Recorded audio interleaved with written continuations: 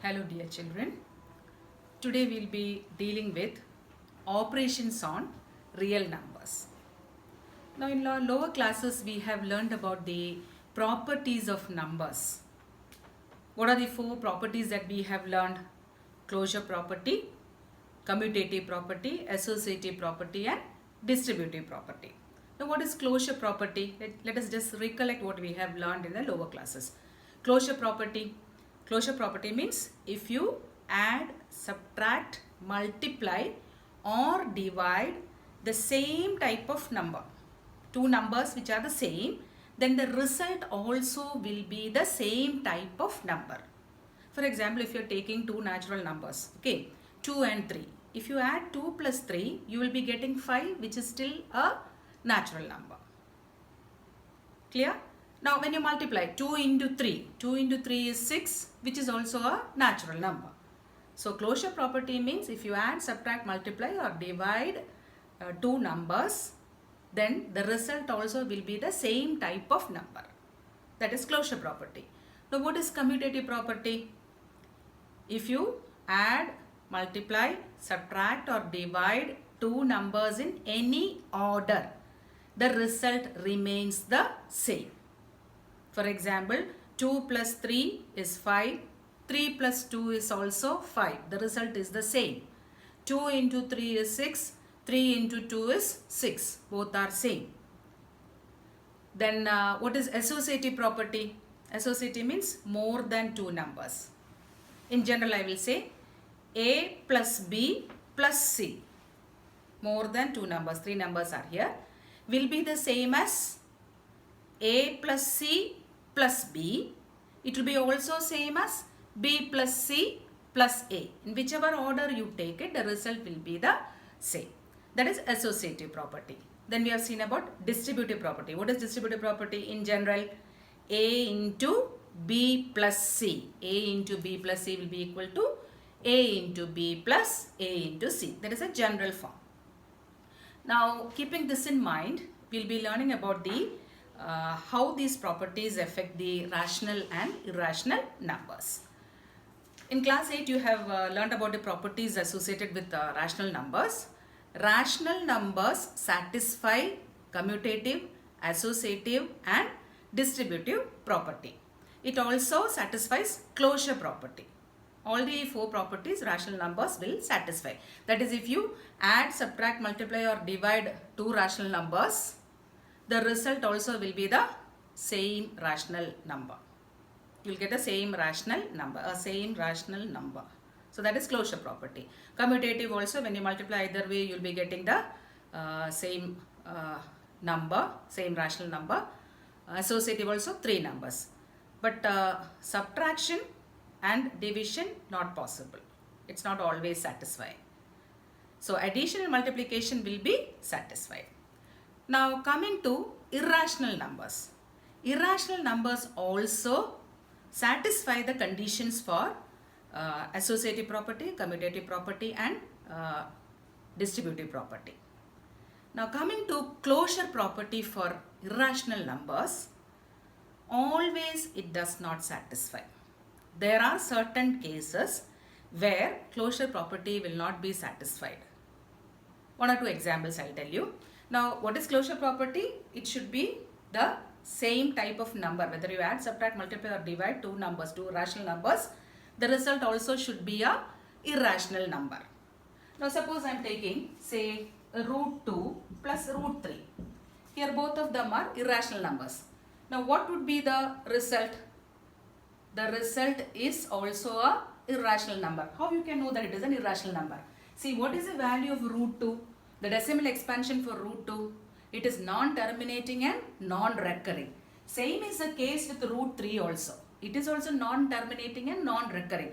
So, if you go on adding, will you be able to add these two? Root 2 will be 1.1411323 like that is going on. Root 3 also 1.73, it is going on and on. So, it is difficult for us to find where it ends and then add. So, what do? We keep it as it is. So, root 2 plus root 3 is written as, or addition of root 2 and root 3 is written as root 2 plus root 3 only. So, what does this mean? This is an irrational number. The sum of two irrational numbers is also an irrational number. Same thing is with say root 5 minus root 3. This is also both root 5 and root 3 are non-terminating and non-recurring. So when you find a difference also, the difference will also be non-terminating and non-recurring. And we write it as a difference as root 5 minus root 3 itself. You cannot write it as root of 5 minus 3, that is root 2. This is wrong. You cannot write like that. Why? Because both of these are non-terminating and non-recurring. We cannot find a correct answer. And that answer will not be equal to the value of root 2 also. So root 5 minus, or the difference between root 5 and root 3 is root 5 minus root 3 only. Now what is the product? 2 into root 3. It is 2 root 3. Here again root 3 is non-terminating and non-recurring. So the product also, when you multiply 2 with that non-terminating and non-recurring, the product again will be non-terminating and non-recurring. So this is also non-terminating and non-recurring. Same way 2 divided by root 3, maybe if you take this also will be a non-terminating and non-recurring one. So there again the quotient is a irrational number. This is one side, but this is not applicable always. Some examples I will tell you. Suppose you take root 2 plus minus root 2. The sum of both these are irrational numbers. So this is root 2, this is minus root 2. When you take the sum of root 2 and minus root 2, one is positive, one is negative. What would be the result? The result is 0. Same number, one positive, one negative. When you subtract, what do you get? 0. Now what type of number is 0? 0 is a rational number. So here we have taken the sum of two irrational numbers, but the sum becomes a rational number. Same thing is, suppose you take root 3 minus root 3. Difference of the same irrational number. Root 3 minus root 3. What is root 3 minus root 3? 0. What is 0? It is a rational number. So here you have taken two irrational numbers. When you find the difference, same irrational numbers you have taken. When you find the difference is a rational number. Now suppose you take the product. Say root 3 into root 3. You are going to multiply root 3 with root 3. Now here how many times root 3 has been written? 2 times. So how do you write it as? This is same as root 3 the whole square. Now we have learned what is square of a root number? The number itself. So root 3 the whole square will be equal to what? 3. What is 3? What type of a number is 3? It is a rational number. So here you have multiplied two irrational numbers, same irrational numbers, but the product happens to be a rational number. Now suppose you have say 2 root 7 divided by root 7. You are having an irrational number. 2 root 7 is an irrational number. This is also an irrational number, division. Now when you divide 2 root 7 with root 7, what do you get? A rational number, a number divided by itself. What do you get? 1. So 2 divided by 1 is 2. So what type of number it is? It is also a rational number. So two properties we have seen here which is different for irrational numbers. Okay? Here if you add, subtract, multiply or divide two irrational numbers which is the same or same irrational numbers, then the result may not be a irrational number. It may be a rational number. So closure property is not always applicable for irrational numbers. That doesn't mean that it is not at all applicable. We have seen earlier examples where when you take two irrational numbers, the result is also a irrational number. But in these cases, the result is not an irrational number. It is a rational number. So we can conclude that closure property is not always satisfied by irrational numbers. Is that clear? Now we'll be learning about the operations on real numbers. Real numbers means both rational and irrational numbers taken together. Now let us see what happens if you take a rational and irrational number, add, multiply, divide and subtract. Let us see what happens there. Now let us add a rational number with an irrational number. Say 2 is a rational number. With this you are adding an irrational number, say root 3. What is the result? What would be the result? See, this is a non-terminating and non-recurring number. So, can you add this with root 3 and get a definite answer, which is a rational number? No. That also will be non-terminating and non-recurring, which means it is also an irrational number.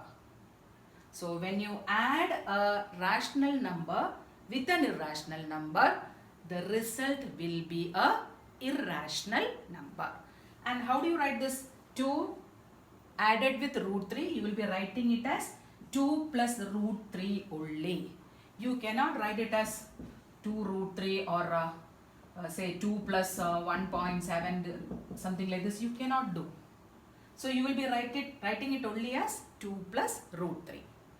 Now suppose you want to subtract root 3 from 2. So 2 minus root 3.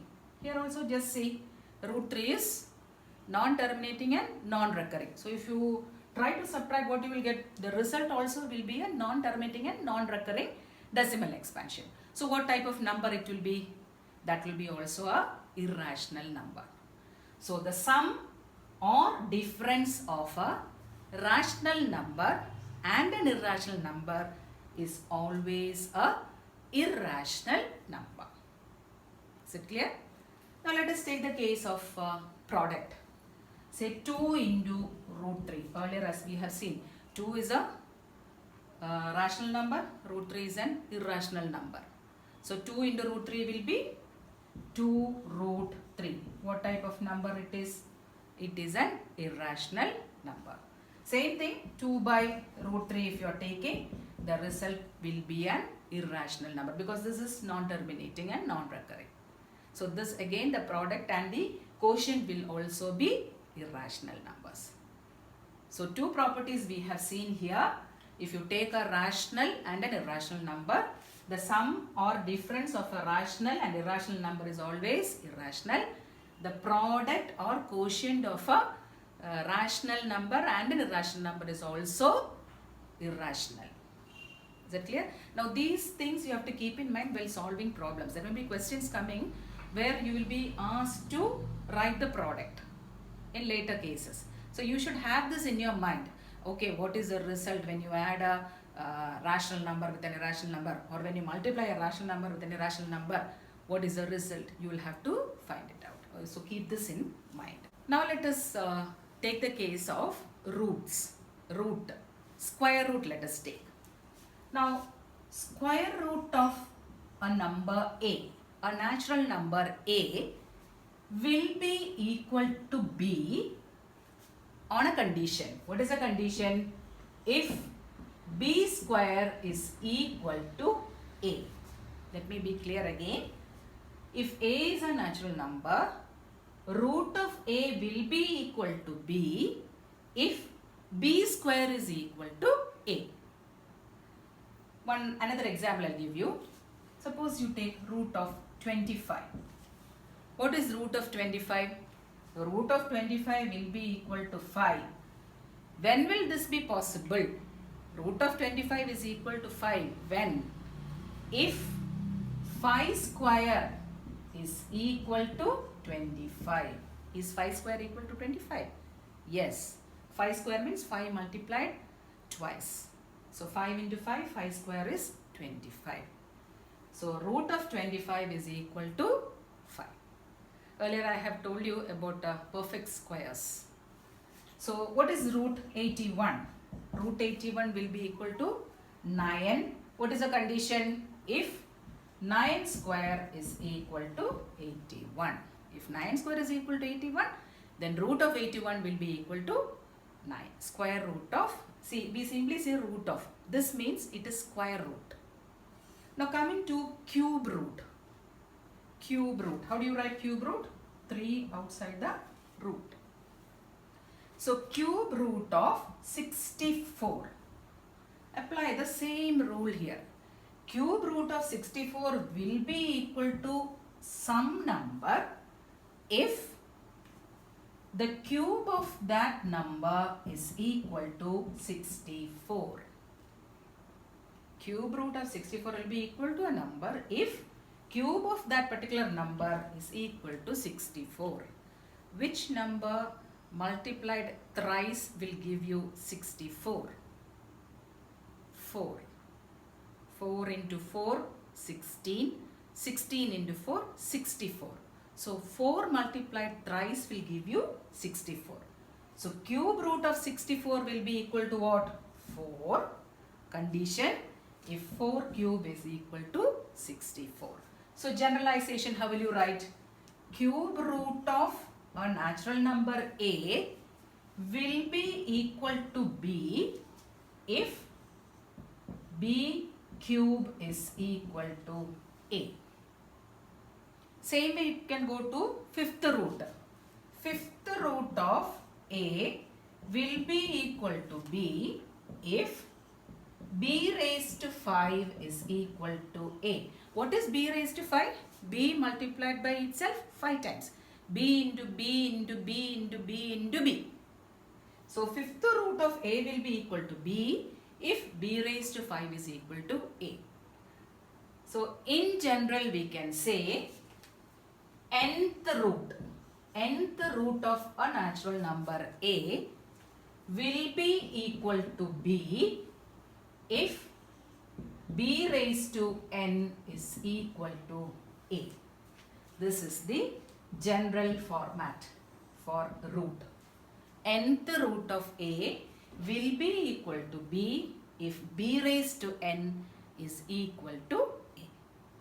So this is one property related to root, square root or root, cube root, nth root. So this you have to keep in mind. Nth root of A is equal to B if B raised to n will be equal to A. Now we will be learning some identities related to square root. There are around 5 identities. See, these identities already we have learned in your 7th and 8th classes, I think so. And but here we are taking the square root. So only that difference comes here. The basic thing is what identity you have learned in the lower classes. Now the first identity is, suppose you have two numbers, root of A into root of B will be equal to root of A into B, or you can even write this as root AB.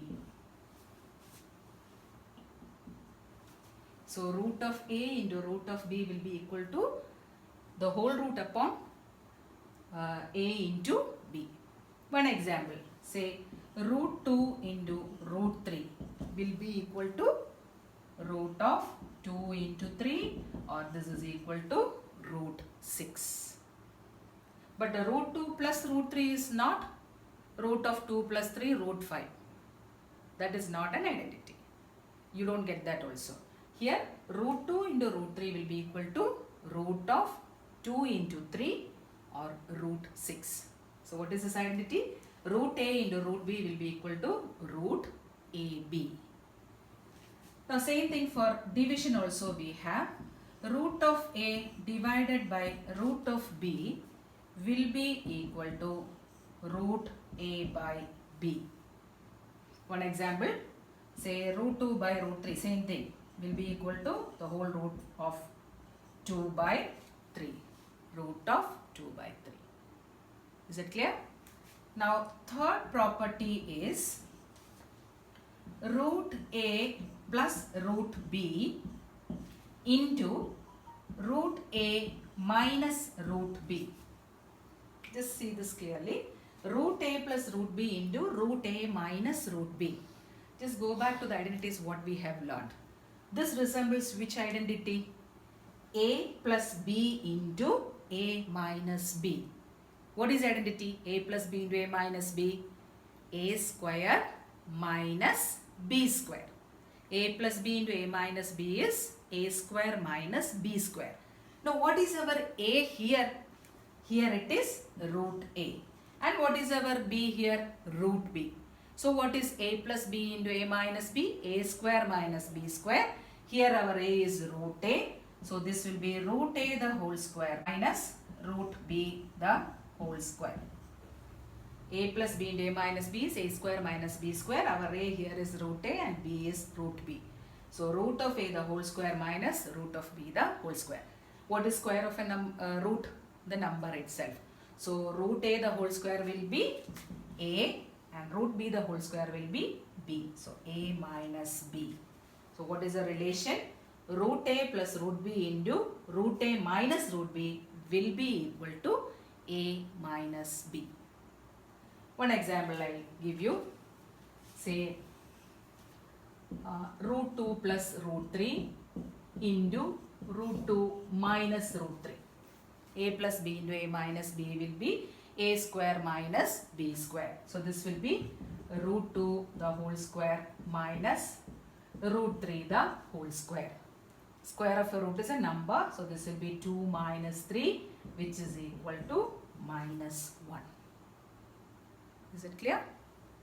Now the fourth identity is a plus root b into a minus root b. Same thing only, but a slight difference. Here we are having only a, but here it was root a. So what is a identity we have to apply here? A plus b into a minus b is a square minus b square. What is our a here? It is a itself, a square minus root b the whole square. Root b the whole square will be square of a root number is a number itself. So this will be a square minus b. Is it clear? Now fifth identity is root a plus root b into root c plus root d. Root a plus root b into root c plus root d. Now here this is similar to which one? Distributive property. So here what you have to do? You will have to multiply each term coming inside this bracket with each term in this bracket.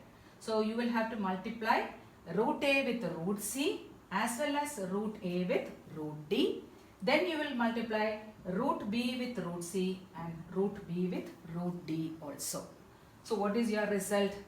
Root a into root c plus root a into root d plus root b into root c plus root b into root d. Now coming into this, something is clicking. What property is this? Yes, this identity, the first identity. Root a into root b is root of ab. So can't we write this as root ac?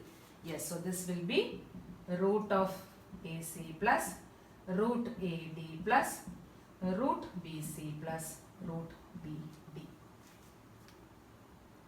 Is that clear? And the last identity is